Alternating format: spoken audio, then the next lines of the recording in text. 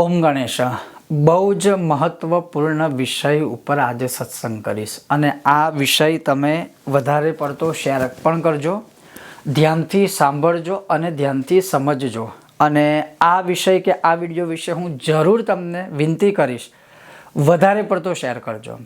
હવે આ વિષય વિડીયો શું છે તો ઘણા લોકોનો પ્રશ્ન હોય કે અમારી પાસે શ્રાદ્ધ તો કરવું છે પણ શ્રાદ્ધ કરવા માટે અમારી એવી પરિસ્થિતિ નથી કે અમે અમારા પિતૃઓ માટે શ્રાદ્ધ કરી શકીએ, તો પછી શું કરવું?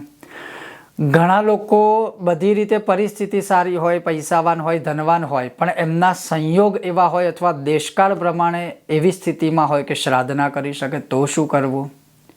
તો આજે એ તમારી શંકાનું સમાધાન આપણા શાસ્ત્રોમાં જ કરેલું છે અને એ જ હું તમને સત્સંગ કરાવીશ.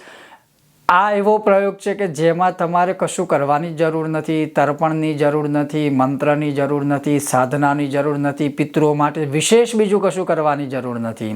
પણ જો તમારા સંયોગો એવા હોય તો પછી એને એ રીતે ના લેવું કે આપણી પરિસ્થિતિ સારી છે, આપણે બધું કરી પણ શકીએ એમ છે, છતાં પણ એક બહાનું એવું કાઢીએ કે બસ હવે આવું ગુરુજીએ કીધું છે અને શાસ્ત્રોમાં લખ્યું છે તો આપણે આ જ રીતે પિતૃઓને ખુશ કરવા, એ વાત ખોટી.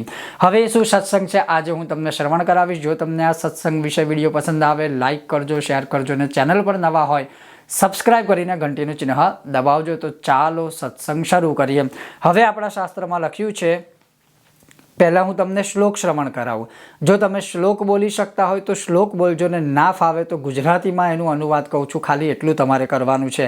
હવે શું લખ્યું છે કે નમેસ્તિ વિત્તમ ન ધનમ ન નાન્ય શ્રાબ્દોપયોગ્યમ સ્વપિતૃન્નતોસ્મિ તૃપ્યમ તુ ભક્ત્યા પિતરો મયૈતૌ કૃતૌ ભુજૌ વર્તમની મારુતસ્ય.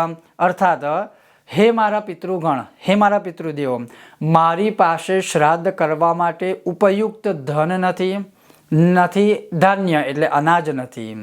મારી પાસે ફક્ત તમારા શ્રાદ્ધ કરવા માટે શ્રદ્ધા અને ભક્તિ છે અને એના જ દ્વારા હું તમને તૃપ્ત કરવા માગું છું, સંતોષ આપવા માગું છું. તમે તૃપ્ત થઈ જાઓ, તમે સંતોષ પામો, કારણ કે હું શાસ્ત્રની આજ્ઞાનું જ પાલન કરી અને મારા બંને ભુજાઓ, મારી બંને મારા ખભાઓ આકાશમાં આ રીતે ઊંચા ઉઠાવું છું અને તમે બસ આ શ્રાદ્ધ અને તમે આ શ્રદ્ધા અને ભક્તિયુક્ત મારો જે ભાવ છે શ્રાદ્ધ રૂપી, એ તમે સ્વીકાર કરો અને શ્રાદ્ધ કરવાથી જે ફળ પ્રાપ્ત થાય એ મને તમે ફળ પ્રાપ્ત કરાવો. આટલું જ રોજ બોલવાનું છે, બીજું આના સિવાય કંઈ નથી. આ શાસ્ત્રોનું કથન છે, વિષ્ણુ પુરાણમાં આપેલું છે, એટલે જરૂર. હવે એમાં આગળ શું કીધું છે, જે મેં તમને શરૂઆતમાં કીધું કે વિત્ત સાઠ્યમ ન સમાચરેત.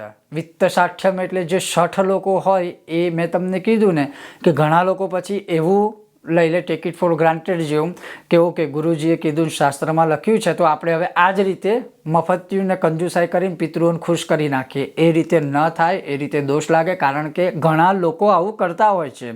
તો એને અન્યથા નહીં લેવું, બીજા અર્થમાં નહીં લેવું. આપણી શક્તિ છે, આપણે સશક્ત છે તો પિતૃઓને ખુશ કરવા જોઈએ. એક પ્રકારે હું તમને કહું કે પિતૃઓની નવરાત્રિ કહેવાયા. હવે હું નવરાત્રિ સાથે કમ્પેર નથી કરતો એ શબ્દ સાથે, પણ આપણે નવરાત્રિમાં કેટલા રાજી થઈએ, આપણે ખુશ થઈએ, માતાજીને ખુશ કરીએ, શ્રાવણ મહિનામાં આપણે શિવજીને ખુશ કરીએ, આપણે ખુશ થઈએ. એ રીતે પિતૃપક્ષમાં પિતૃઓને ખુશ કરવા જોઈએ ને પિતૃ ખુશ તો પરિવાર ખુશ, આટલું યાદ રાખવું. હા, તો આજનો સત્સંગ અવશ્ય, જો તમારી પરિસ્થિતિ આદિ કશું સારું ન હોય તો તમે આટલું કરવા માત્રથી પણ પિતૃઓને સંતુષ્ટ કરી શકો છો. ઓમ ગણેશ, હર હર મહાદેવ.